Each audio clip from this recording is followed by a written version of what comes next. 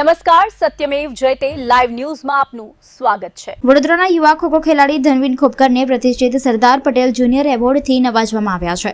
રમતગમત ક્ષેત્રે સતત શ્રેષ્ઠ પ્રદર્શન અને દેશ માટે મેળવેલી સિદ્ધિઓ બદલ તેમને આ સન્માન મળ્યું છે। વડોદરાના 26 વર્ષીય બીકોમ ગ્રેજ્યુએટ ધનવીન ખોપકરે વર્ષ 2012-13માં ખોખોની શરૂઆત કરી હતી। પ્રોફેસર મણિકરાવ વ્યાયામશાળાથી રમતની કારકિર્દી શરૂ કરનાર ધનવીને અત્યાર સુધીમાં આશરે 15 રાષ્ટ્રીય સ્તરની સ્પર્ધાઓમાં ભાગ લીધો છે। વર્ષ 2019માં સાઉથ એશિયન ગેમ્સમાં ભારતનું પ્રતિનિધિત્વ કરીને ગોલ્ડ મેડલ જીત્યો હતો। SGFIમાં સિલ્વર અને ખેલો ઇન્ડિયામાં બ્રોન્ઝ મેડલ પણ મેળવ્યો છે।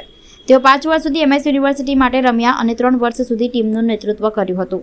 મધ્યમ વર્ગીય પરિવારમાંથી આવેલા ધનવીને શરૂઆતમાં લંગડી રમત રમતા હતા, પરંતુ કોચની સલાહ બાદ ખોખો તરફ વળ્યા હતા અને સતત મહેનતથી સફળતા મેળવી। વધુ સારી રમત માટે તેઓ દરરોજ લગભગ 8 કલાક પ્રેક્ટિસ કરતા હતા। આ સિદ્ધિ બદલ તેમણે ગર્વની લાગણી વ્યક્ત કરી હતી। મને સરદાર પટેલ જુનિયર એવોર્ડ મળ્યો છે ને એ એવોર્ડ મળતા મને બહુ જ ખુશી થઈ છે, બિકોઝ બહુ ટાઈમ પછી મને એક આટલો મોટો એવોર્ડ મળ્યો છે ને આ બહુ જ મોટી અચીવમેન્ટ છે મારા માટે। શેના માટે આ એવોર્ડ આપવામાં આવ્યો? તો મેં ખોખો પ્લેયર છું અને મેં આપણે સ્ટેટને અને કન્ટ્રીને રિપ્રેઝેન્ટ કર્યું છે। મેં ઇન્ટરનેશનલ ખોખો રમ્યો છું ને એમાં મારું ગોલ્ડ મેડલ છે, તો એના લીધે મને આ એવોર્ડ મળ્યો છે। મારી સ્પોર્ટ્સની જર્ની શું હતી એના વિશે થોડું જણાવો। તો મેં પહેલાં અખાડામાં જતો હતો, ત્યાં લંગડીને એ બધું રમતો હતો।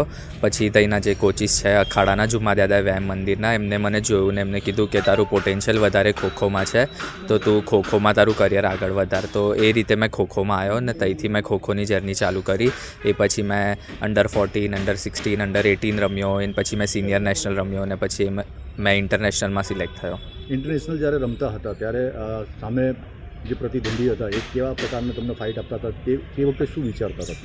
એટલે એ વખતે તો એક જ વિચાર હતો કે કશું પણ કરીને આપણા ઇન્ડિયાને જીતાવવાનું છે ને બીજી બધી કન્ટ્રીઝ આવી હતી, એ લોકો પણ સારું રમતા હતા, પણ અમારો એક જ ગોલ હતો કે આપણી કન્ટ્રી જીતવી જોઈએ। આજે આગળ શું પ્લાન છે, કારણ કે હવે એક એવોર્ડ જીત્યા છે, આગળ શું? તો આ એવોર્ડ જીતીને મને બહુ જ મોટિવેશન મળ્યું છે, તો હવે મારો વિચાર છે કે મેં પાછું સારું પરફોર્મન્સ કરું ને પાછું સ્ટેટ માટે ને નેશનલ માટે રમું ને ઇન્ટરનેશનલ પર આપણી કન્ટ્રીને રિપ્રેઝેન્ટ કરું।